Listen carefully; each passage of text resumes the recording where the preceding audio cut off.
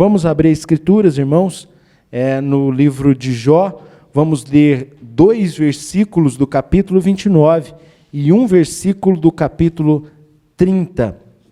Jó, capítulo 29, versículos 2 e 3. Depois leremos o versículo 1 do capítulo 30. Jó 29, 2 e 3. Aqueles que estão suas Bíblias abertas podem ler em voz alta comigo o que diz o texto da palavra de Deus. Leiamos. Ah, quem me dera ser como fui nos meses passados, como nos dias em que Deus me guardava, quando fazia resplandecer a sua lâmpada sobre a minha cabeça, quando eu, guiado por sua luz, caminhava pelas trevas. Verso 1 do capítulo 30. Mas agora se riem de mim, os de menos idade do que eu, e cujos pais eu teria desdenhado de pôr ao lado dos cães do meu rebanho. Amém. Chegamos ao fim de mais um ano de muita imprevisibilidade. Na verdade, a imprevisibilidade se tornou característica marcante desses 2 últimos anos que nós vivemos. E ela se deu em relação direta com a pandemia, do coronavírus, que trouxe muitas mudanças inclusive, ou na verdade, muita mudança veio para ficar. Processos se informatizaram, se digitalizaram, digamos assim, e se estabeleceram como novas rotinas para todos nós. No entanto, infelizmente, na vida de muitas famílias, aconteceram mudanças mais dramáticas do que simplesmente um home office ou algo similar a isso. A pobreza aumentou no país, é o que indicam os números. É certo que muitas famílias brasileiras tiveram um Natal difícil, além de perdas humanas, o luto pelas vidas ceifadas pela Covid-19 ou durante esse tempo de pandemia. Mas um dos claros ensinamentos bíblicos em relação à vida, meus irmãos, é exatamente esse, sobre a sua imprevisibilidade, sobre a sua efemeridade, sobre as mudanças que acontecem no ritmo da vida, e as quais estamos, cada um de nós, sujeitos a elas. Um dos textos lidos na liturgia de hoje fala exatamente sobre isso, a existência de tempos característicos para diferentes experiências e fatos diante de Deus. Há tempo para todo propósito debaixo do céu. Eclesiastes 3:1. Na Epístola de Tiago, o Espírito Santo nos adverte sobre as incertezas e sobre as mudanças que os planos humanos estão sujeitos. Tiago diz no seu capítulo 4, atendei agora, vós que dizeis, hoje ou amanhã iremos para a cidade tal, passaremos um ano e negociaremos e teremos lucros. Vós não sabeis o que sucederá amanhã, que é a vossa vida. Sois apenas como neblina que aparece por instante e logo se dissipa. Em vez disso, devias dizer, se o Senhor quiser, não só viveremos, como também faremos isso ou aquilo. O discurso feito por Jó, aqui no capítulo de número 29 e 30, é, na verdade, uma continuação daquilo que começou a ser falado por ele no capítulo 26 e discorreu pelo capítulo 27 e 28, e todos esses capítulos já foram explorados aqui em outros cultos e vão sempre estar disponíveis ali no canal da igreja se você quiser entender melhor o livro de Jó, e vale a pena, porque a gente aprende muito com esse texto que o Espírito Santo deixou registrado para nós. E o tema da nossa exposição bíblica nessa manhã tem a ver com o que eu estou falando. Imprevisibilidade, mudanças, incertezas. Por quê? Porque aqui Jó fala de uma mudança de circunstâncias, e ele lamenta porque tudo mudou. os versos 2 e 3 do capítulo 29, nós encontramos um sentimento de nostalgia de Jó em relação a dias de sucesso no seu passado. E no versículo 1 do capítulo 30, ele diz que não é mais assim, que as coisas mudaram. Ele usa aqui, o tradutor usa a expressão agora.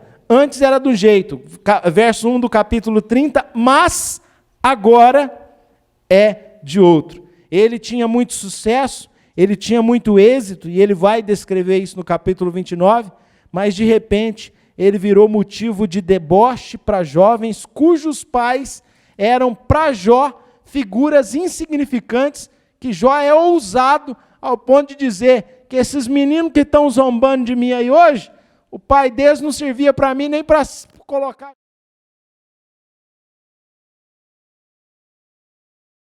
Mas é o sentimento ali de dor que Jó tem, de estar sendo zombado por pessoas que nunca tiveram a posição, ou atitudes, ou posturas que ele tinha e que eram muito nobres. A gente vai aprender um pouco disso nesse texto que a gente separou para a nossa reflexão na manhã de hoje. Então vamos entender melhor o texto que está diante de nós.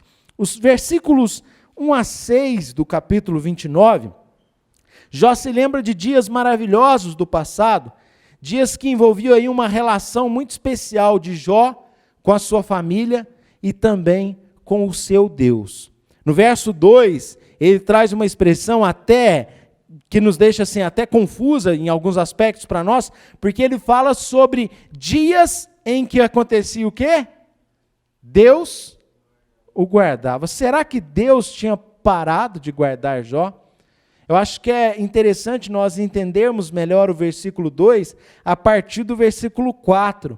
Quando ele ainda está falando desses dias, veja, nos dias do meu vigor, quando acontecia o quê? Havia uma amizade de Deus, e essa amizade de Deus estava sobre a minha tenda.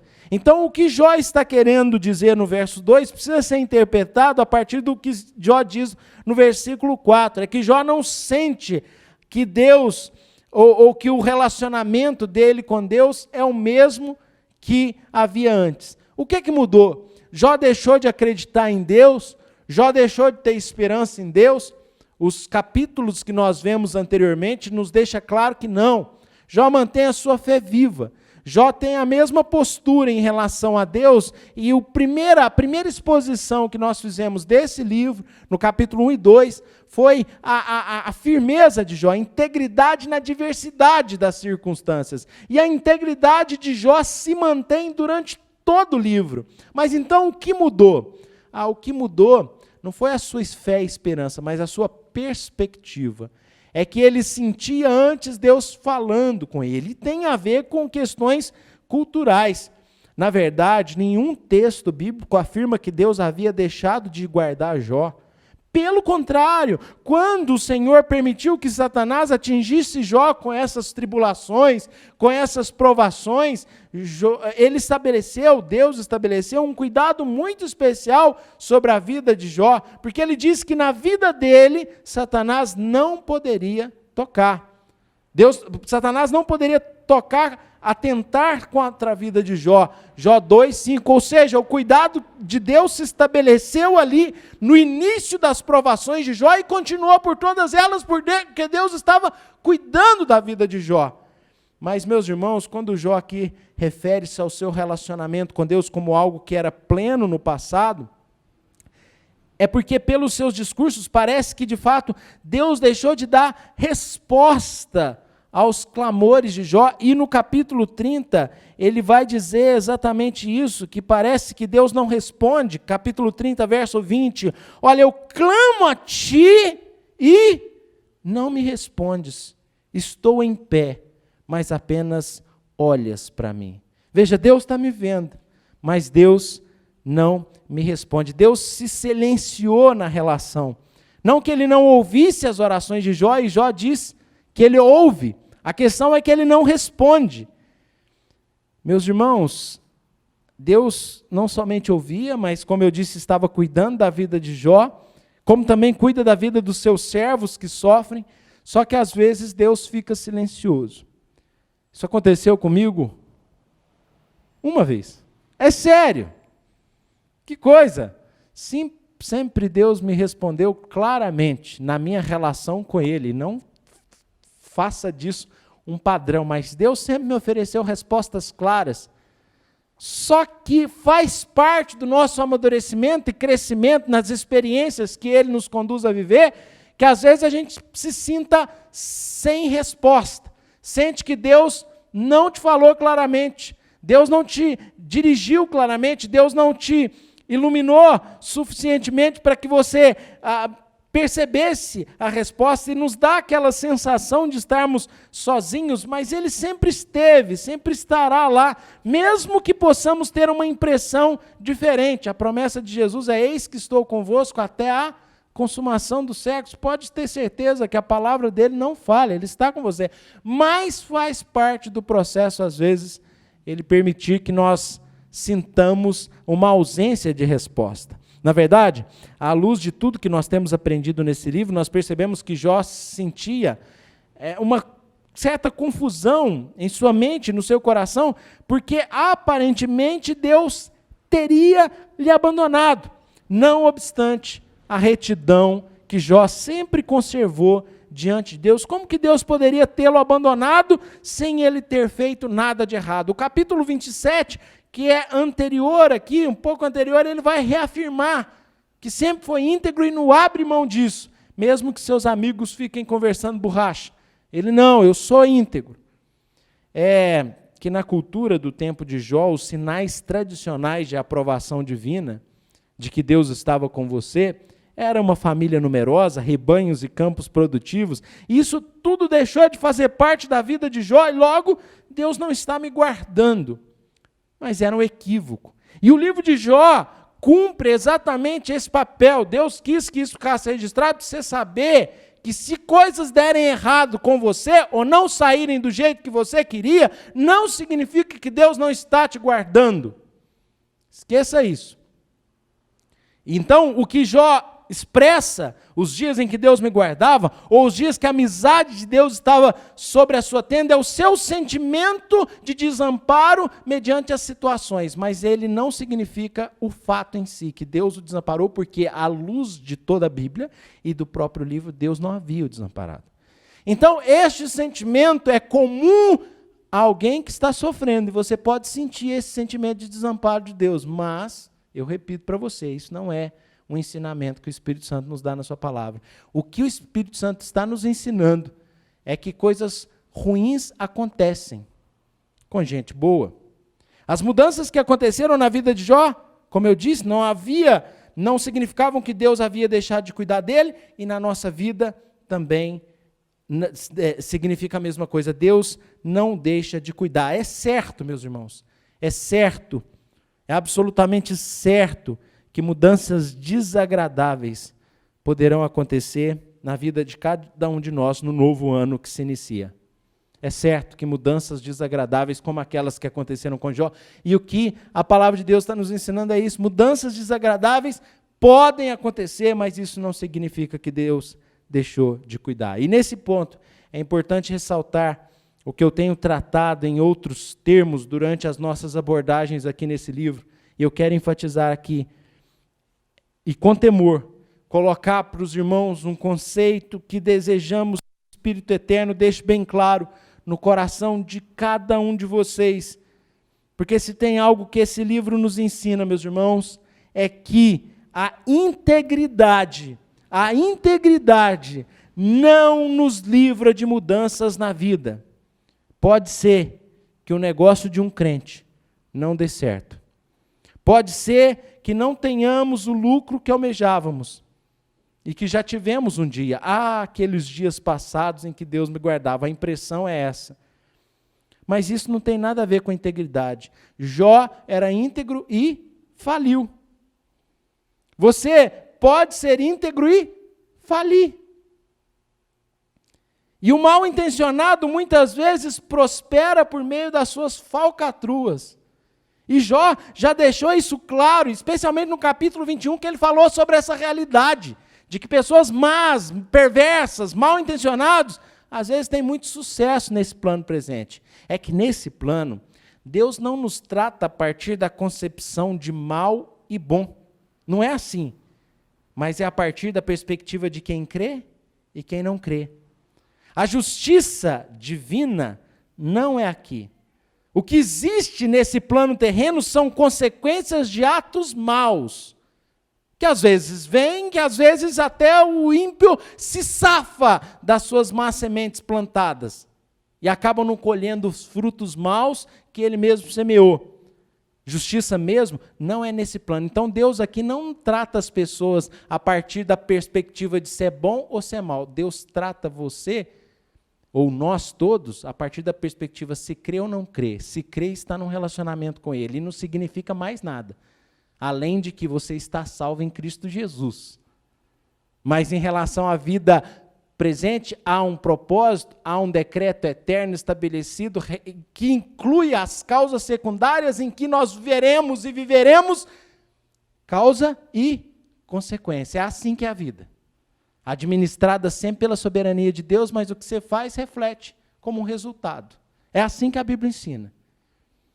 Agora, na relação com Deus, a questão é crer ou não crer, e não se você é mau ou é bom, e isso tem a ver com o que você vive nessa terra. Não é bem assim as coisas, e esse livro nos mostra isso.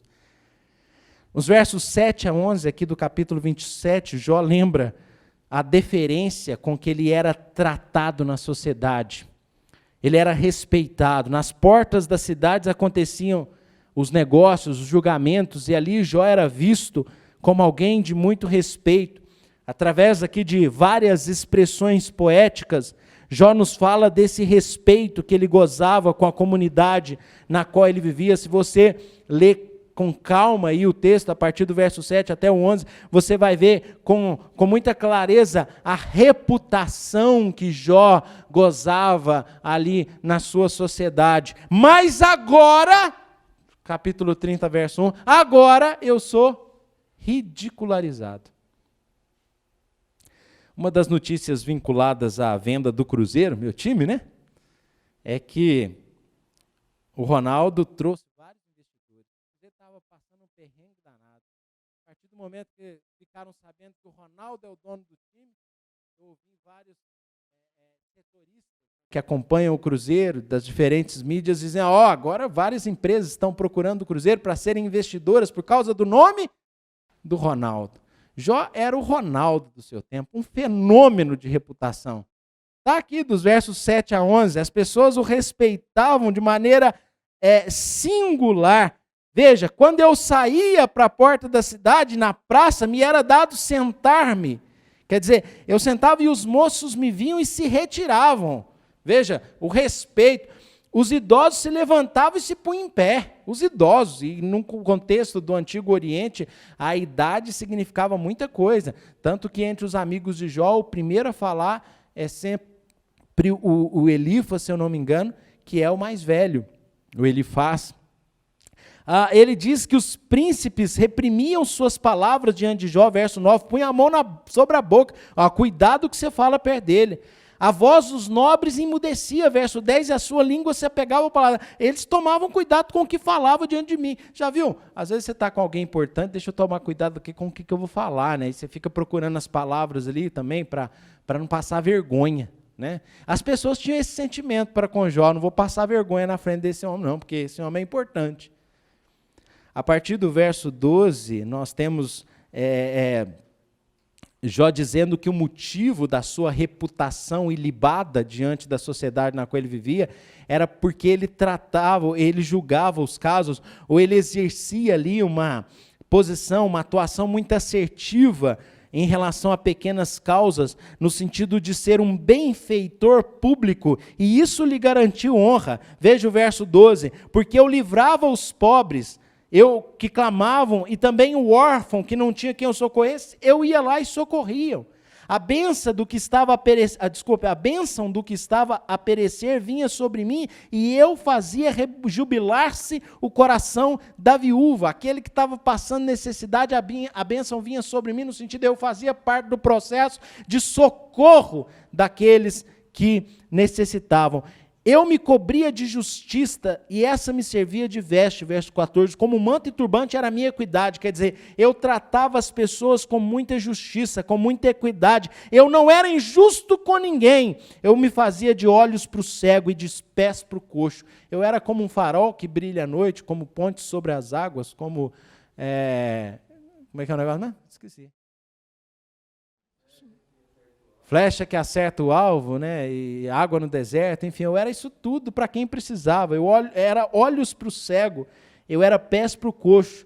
Dos necessitados era pai, e até as causas dos desconhecidos eu examinava. Não precisava nem conhecer, mas eu tratava a todos com muita justiça e quebrava os queixos do iníquo e dos seus dentes e fazia eu cair a vítima. A vítima que estava no dente do iníquo, eu tirava ela dali, livrava ela daí. Eu era um benfeitor público e isso me rendeu muita reputação.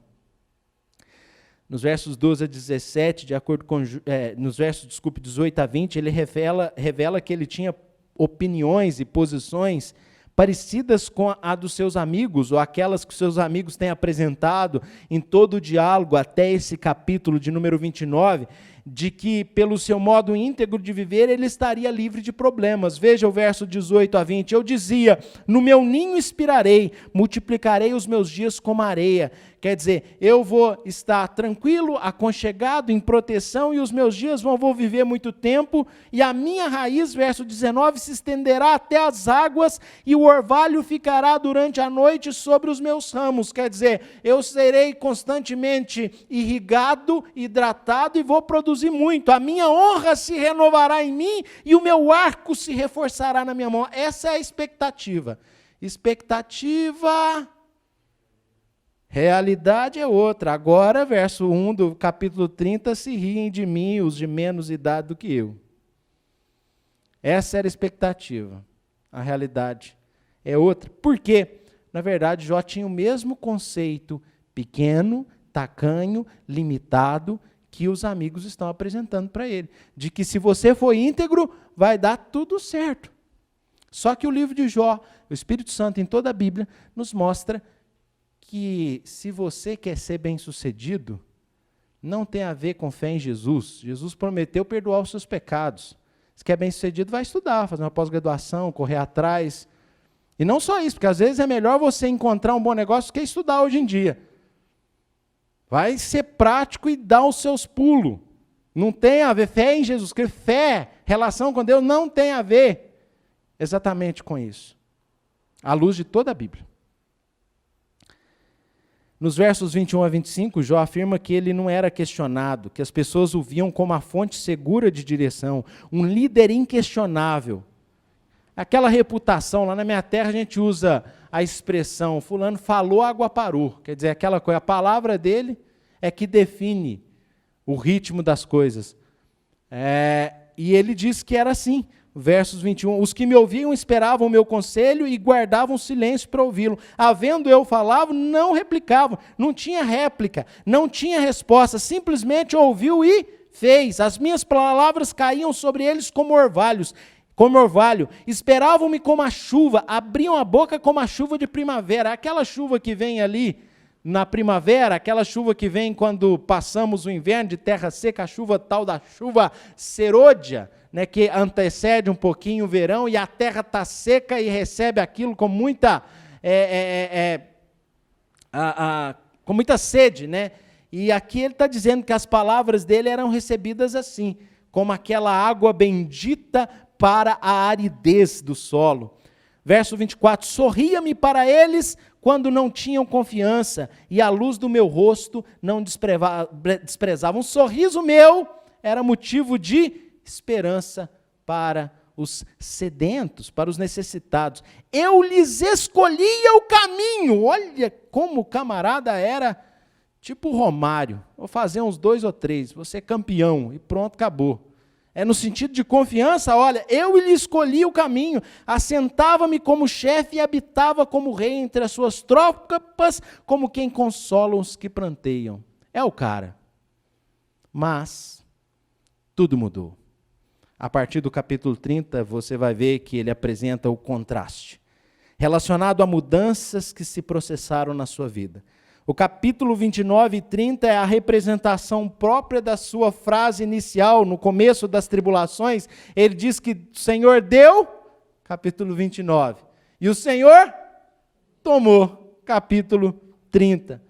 A dor da perda no presente é pior devido às realizações do passado. Quando você tem um passado brilhante, um presente de frustrações se torna mais doloroso, porque você sabe o que é o sucesso. Para quem está acostumado com somente o êxito, é difícil aprender a lidar com as frustrações e insucessos. Eu usei várias analogias do futebol e vou ter que usar de novo. Para quem costumou a vida inteira com Série A, 3 anos na Série B não é brincadeira. Para quem tem que aprender com a dor, não é fácil. Porque isso acontece com todo mundo. 2022 é totalmente imprevisto. Você pode ter grandes vitórias e conquistas, mas a história de Jó nos passa a mensagem e o recadinho incômodo de que você está passível a sofrer amargas derrotas e infortúnios. Absolutamente ninguém sabe o que virá. E que bom que a gente está falando sobre isso no último culto da manhã do ano de 2021. Que bom que a gente está falando sobre isso, porque o que vai acontecer em 2022? Pode dar tudo errado. Será que você vai lembrar do que eu estou falando aqui? O capítulo 30 tem sido tratado por alguns estudiosos como um tumulto. Emoções conflitantes se afloram e ele está em miséria, ele é zombado, ultrajado, abandonado. Aquele homem, de repente, cheio de tumores, inchados, escamosos, lábios rachados e sanguinolentos, olhos lacrimejantes, língua ressecada e corpo esquelético, mal cheiroso. Eu estou falando a partir do que a Bíblia fala sobre a sua condição física de enfermidade. Ele, de repente, está de pé para falar sobre o que lhe fizeram. Os versos 1 a 8 do capítulo 30, Jó nos mostra que ele trocou o respeito dos mais respeitáveis pelo desprezo dos mais desprezíveis. É o que está claramente aí. Veja, aqueles de menor idade, que eram filhos de pessoas que eu não colocava nem junto com meus cães, eles riem de mim, verso 1. De que também me serviria a força das suas mãos, homens cujo vigor já pereceu, pessoas sem vigor, pessoas que não se esperava nada deles, agora zombavam de Jó, e assim ele vai decorrer na sua narrativa até o versículo 8, onde ele traz uma expressão muito forte. São filhos de doidos, raça infame, e da terra são escorraçados.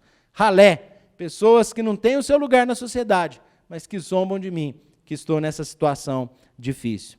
Nos versos 9 a 15, é como ele dissesse, olha aqui o que eles fazem comigo. Nós vamos ver um homem que é assediado, é oprimido pelos seus próprios amigos. Na época não se chamava de bullying, não. Bullying vem depois. Mas ele sofre uma série de abusos que levam sua honra como o vento leva nuvens. É assim que ele se expressa no versículo 15, sobre me vieram pavores, como pelo vento é varrida a minha honra, como a nuvem passou a minha felicidade. E ele descreve como ele era assediado, como ele era oprimido, como ele era zombado, ultrajado, e aqui especialmente nos versos 9 até o versículo de número 15. A partir do verso 16, perdoem-me não poder parar em cada versículo, como nós fizemos no capítulo 29, o nosso tempo já está ultrapassando-se. Mas a partir do verso 16 a 23, nós temos aqui uma explosão final de mágoa. A pura dor da doença nos é trazida por meio das palavras de Jó. É como um gemido de um homem que está sofrendo muito. Como deve ter sido difícil para ele passar, meus irmãos, por tudo aquilo que ele passou. Se você ler o verso 16, veja, dentro de mim se me derrama a alma, os dias da aflição se apoderam de mim, a noite me verruma os ossos e os desloca. Quer dizer, a noite mexe com meus ossos e eu sinto que minhas juntas estão saindo do lugar. E é muito forte o final do verso 17. Não descansa o mal que me rói. É muita dor, é muito sofrimento. A violência do meu mal está desfigurada a minha veste, mal que me cinge como a gola da minha túnica. Eu estou enforcado por esse mal. É como se esse mal tivesse aqui até o pescoço. Como a túnica cobre do pescoço para baixo, o mal está até aqui. Ó. Ele era íntegro, reto, temente a Deus e se desviava do mal.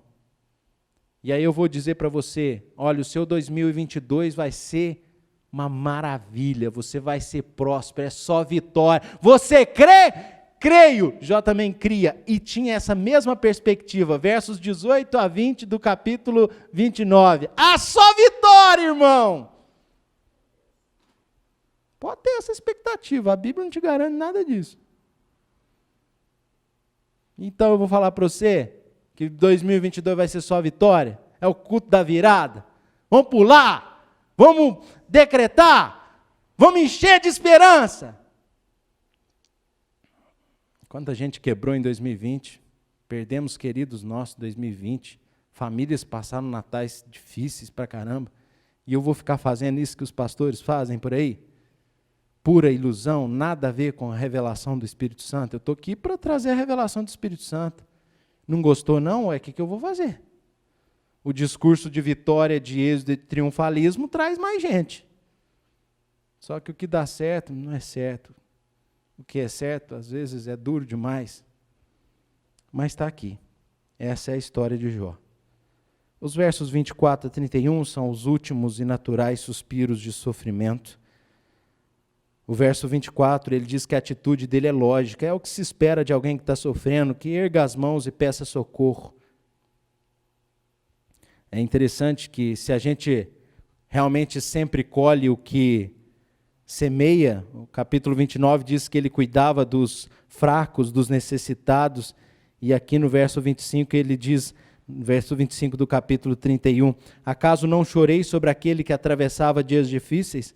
Ou não se angustiou a minha alma pelo necessitado?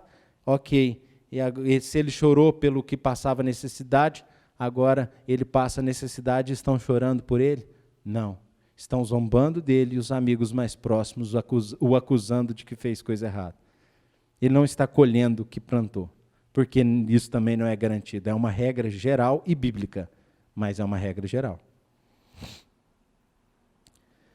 No verso 26, nós vemos a clara frustração. Aguardava eu o bem, e eis que me veio. Esperava a luz, veio-me. Então vai enchendo de expectativa aí para 2022, que vai ser maravilhoso. Vai lá. Você pode fazer isso. Ele também fez. E era, talvez não. À luz da descrição da sua postura, que nós veremos de maneira ainda mais clara no capítulo 31, no culto da noite, você vai ver que ele era muito melhor que você no que tange a integridade. Muito melhor que eu, pelo menos que eu. Né? Às vezes estou lidando aqui com pessoas que estão aí num padrão de reserva moral e integridade.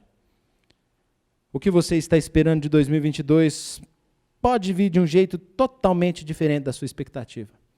Pode ser que venha a demissão, que a aposentadoria não chegue, que não venha a aprovação no vestibular ou no curso, que a doença não sare, que a cura não venha, ou até mesmo o contrário, que a enfermidade chegue. Os versos 29 e 30, Jó fala da sua aparência repulsiva, da sua voz áspera e rouca. Eu quero finalizar por causa do nosso tempo. É um texto riquíssimo, muita coisa ainda poderia ser apontada, apresentada. Passamos por esse capítulo 30 de maneira muito abrupta. Mas no capítulo seguinte, como eu disse, no capítulo 31, falaremos sobre a postura íntegra, característica de Jó, que não impediu que essas mudanças terríveis, eu comecei falando sobre mudanças, que essas mudanças terríveis lhe sobreviessem. E eu digo para você que 2022 trará mudanças, e a integridade que você tem conservado não tem nada a ver com essas mudanças. Não te livrará dos problemas, o fato de você fazer parte da igreja do Alto da Lapa, ser membro, a Gabi, que foi a última que batizou, não te garante em 2022 cheio de vitórias, de êxitos. Você quer ouvir isso, tem quem pregue, mas infelizmente não é o que a palavra diz. E isso serve para cada um de nós. A integridade, a nossa caminhada com Deus não nos livra de problemas, de decepções, de dores, mas nós somos íntegros diante de Deus para, ou nós somos íntegros diante de Deus por quê? É para ou é por quê? Pense nisso. Eu quero caminhar para as lições mais diretas sobre as verdades espirituais encontradas nesse texto bíblico. Em primeiro lugar, mudanças acontecem com todo mundo. E não somente para melhor, também para pior, como aconteceu com Jó. E a gente precisa encarar essas mudanças como oriundas da providência de Deus, conservando sempre no coração a esperança no amor de Deus por nós, que se manifesta também nessas oportunidades de provação em que somos provados e aprovados, porque nós somos moldados para nos tornarmos instrumentos de louvor do seu nome. Cristo suportou os sofrimentos para que a glória de Deus se manifestasse na nossa salvação.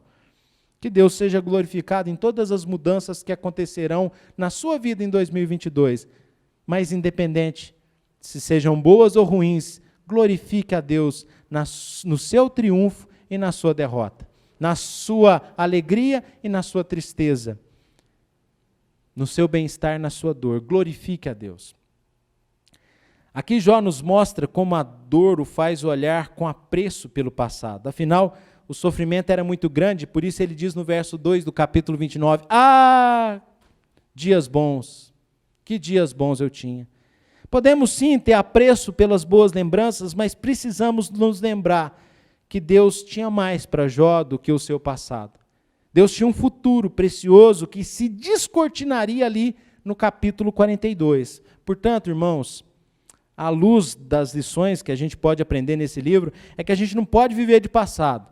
Precisamos sim honrar as boas lembranças, até mesmo porque elas podem nos trazer uma positividade nos momentos mais difíceis da vida. Davi faz isso, por exemplo, no Salmo 103, bendize a minha alma ao Senhor e não te esqueças de nenhum só dos seus benefícios. Mas precisamos dar um passo a mais e lembrar que o mesmo Deus que nos abençoou no passado também pode nos conceder bênção no futuro. Porque as suas misericórdias não têm fim, se renovam a cada manhã. Podemos então olhar com esperança para 2022, lembrando que tem tempo para tudo debaixo do sol. Tempo de chorar, mas também tempo de sorrir. Se acalme. Mudanças sempre acontecem. Como dissemos, aqui é o lamento pela mudança das circunstâncias. Esse é o título da exposição. Mas, como eu disse, tudo mudaria novamente em pouco tempo na vida de Jó e seriam benditas as próximas mudanças, diferentes dessas que ele enfrentou e que ele relata aqui para nós no capítulo 29 e 30. Eu tenho certeza que assim como Jó lamentou aqui, ele se alegra lá no capítulo 42, quando Deus lhe muda a sorte, a partir do verso 16 do capítulo 42. E eu encerro apontando aqui um bom paradigma para lidarmos com as constantes mudanças que ocorrem na nossa vida. Vou repetir. Eu encerro apontando um bom paradigma para lidarmos com as constantes mudanças que acontecem em nossa vida e que acontecerão no ano que está despontando. O bom paradigma tem nome. O nome dele é Paulo de Tarso. Na sua epístola endereçada para a igreja de Filipos, no capítulo 4, a partir do verso 11, ele diz que aprendeu a viver contente diante de qualquer mudança que ele tivesse que enfrentar. Ele sabia estar humilhado como honrado, que é um dos pontos centrais aqui tratados por Jó neste texto que nós lemos. Ele diz de tudo e em todas as circunstâncias ele tinha experiência, tanto de fartura como de fome, abundância e escassez. Como será 2022? Humilhação ou exaltação? Fartura ou fome? Abundância ou escassez? Certamente não sabemos, e não posso te prometer nada, e não temos nenhuma garantia de absolutamente nada. Mas com Jesus no coração, podemos repetir o que disse Paulo, não importa qual situação seja, não importa qual mudança tenhamos que enfrentar, tudo posso. De novo? Tudo posso naquele que me fortalece. Amém.